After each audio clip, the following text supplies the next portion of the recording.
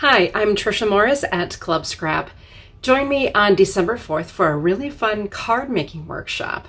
Have you seen those new cards? They're called a pinwheel card. Extremely clever design, which I fell in love with and wanted to recreate for myself. So after spending a fair amount of time with some graph paper and my sketch pad, I found a way to make this into a 5x7 card with pretty easy measurements. And if you can see how this card mails perfectly flat, but then it stands up on your work surface kind of like this with all these pinwheels to decorate. So it gives you lots of fun real estate. And I found a way to trim it very, very efficiently.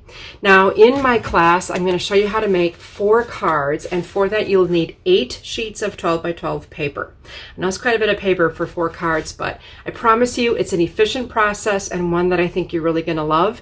And it's the way we approach all of our crafting here at Club Scrap. Let's make the most of what we have. So I want to help you use what you have, and that's where my card formulas come in. So when you come to class on the 4th, I'm going to give you this little download here, and this another card formula that makes 4 5x7 pinwheel cards. Bring with you a selected 8 sheets of paper, preferably 2 each of 4 different colors.